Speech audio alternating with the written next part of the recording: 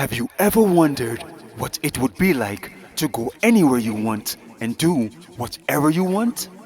Well, let me show you a place where you can do just that.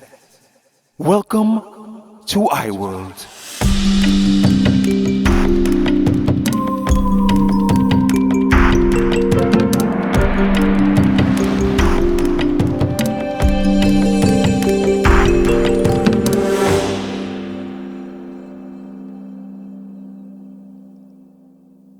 6.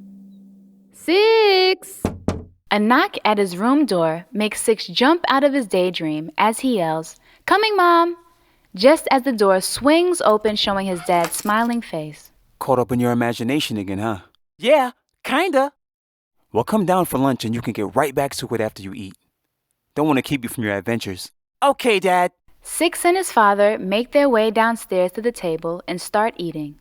So 6, tell us about your adventure this time. They always seem like so much fun. I thought you'd never ask. This one was the best one ever.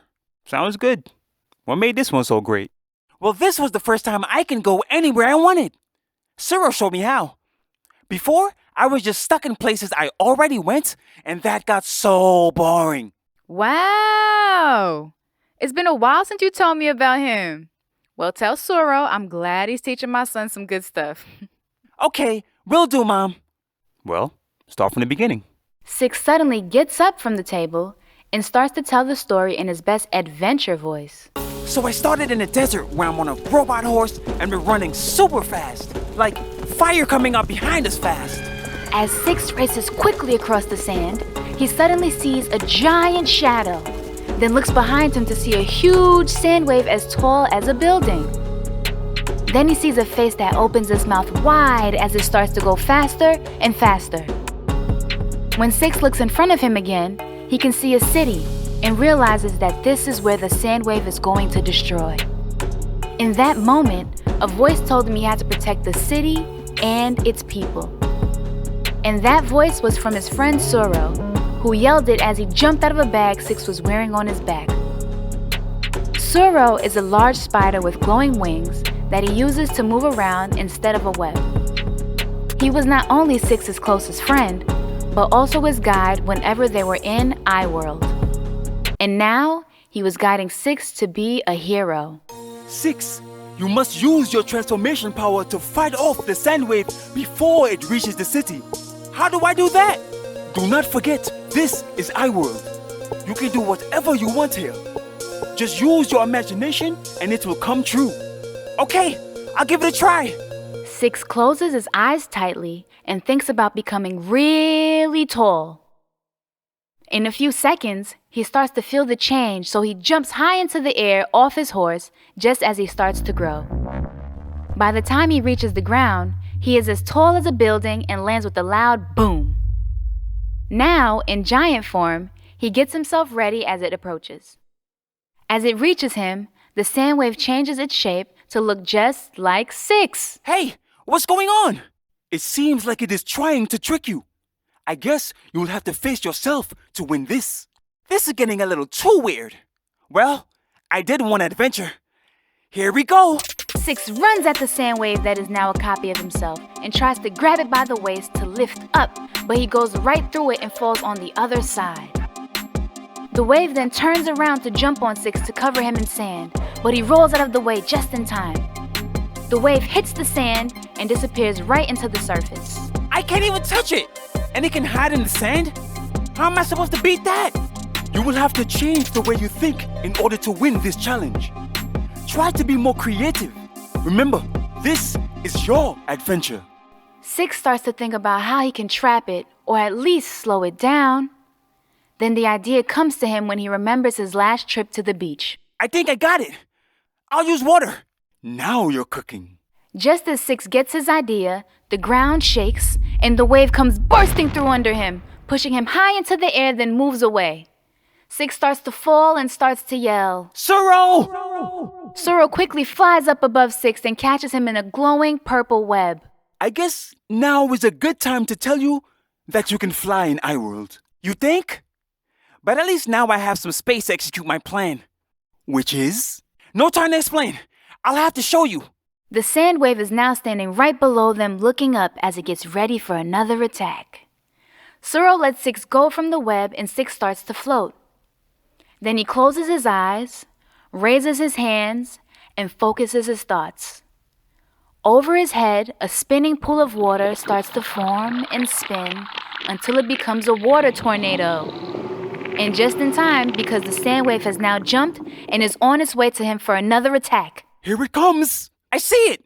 Just a few more seconds. Just before the sand wave reaches him, he claps his hands together and points towards it. With a loud swoosh, he flies right through it at super speed with the water tornado covering his whole body. This causes the sand six to freeze in midair and fall from the sky. Right before it hits the ground, the real Six turns around and sends a powerful stream of water that breaks it into dust. And that is how you save a city. Well done. Now, we should go there to find out if they know what that thing was and why it was going there. Yeah, let's go. After shrinking back down to normal size, Six presses a green button on a metal band around his arm and his robotic horse comes running. I know I can fly now, but it's something about riding a cyber horse that's just too wavy to not do. If you say so. He climbs on and makes his way quickly towards the city with Suro flying next to him. As they get close, they can see many people standing up outside of the city, watching them and cheering. An older man comes up to them, smiling with his arms raised. Welcome, strangers. You have done us a great service by defeating the sand creature, and we all thank you. Please, take this as a reward from me and my people. The man gives Six a small cube that glows purple as it touches his hand. The cube melts into his hand and turns into a purple light that goes up his arm, then neck, and stops at the middle of his forehead. Whoa! Feels kinda weird. Kinda tickles. This is very good, Six. Your mind is now stronger. The more you exercise it, the stronger you will get. Which means that every adventure we go on will make you even more powerful. Yeah, that's what I'm talking about. Suddenly, the ground begins to shake, and a giant hole opens up in the distance. All the people of the city begin to run away screaming, "The creature is back! The creature is back!" Six and Suro fly up into the air to get a better look at the hole, and they realize that it was definitely not made by one of the creatures. From high up, they could see what it really was. It was the shape of a giant eye, and the hole they saw was the center. Inside, they could see what looked like Another city? This is getting wild.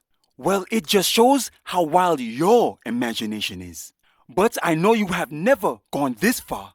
Since this is your first adventure in iWorld, I guess I should let you know things will get very interesting. You know what?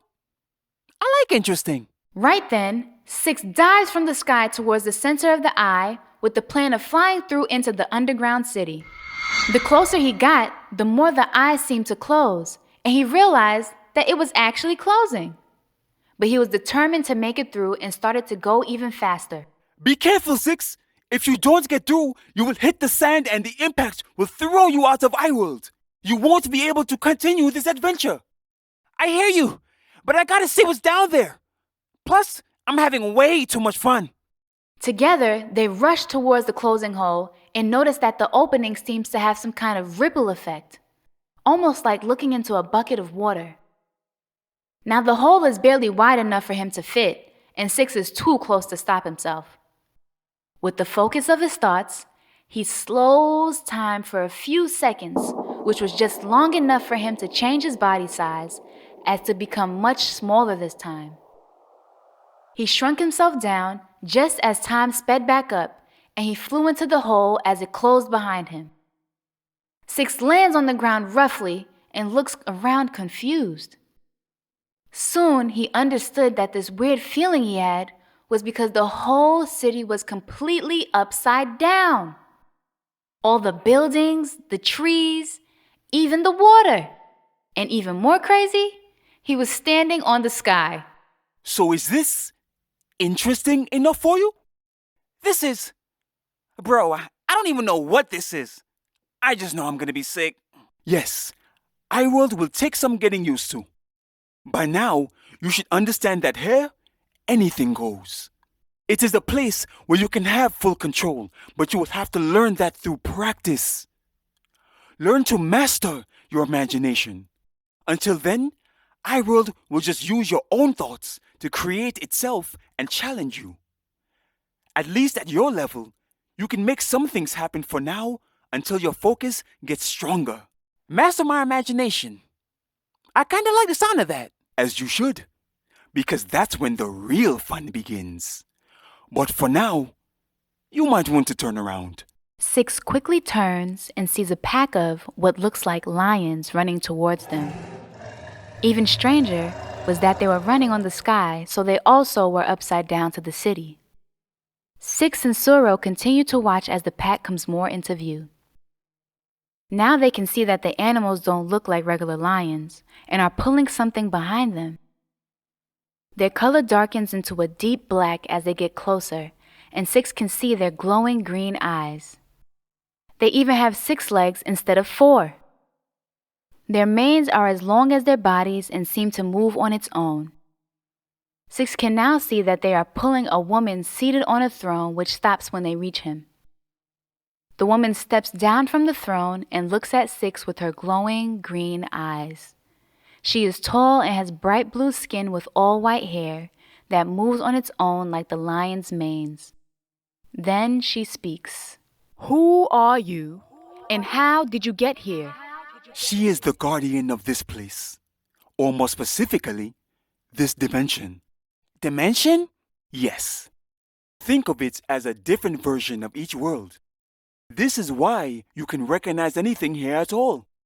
It is familiar, but very different. Lions, but with more legs. A city, but it's upside down. Understand? I mean, kinda. But I want to know the same thing she's asking. How did I get here?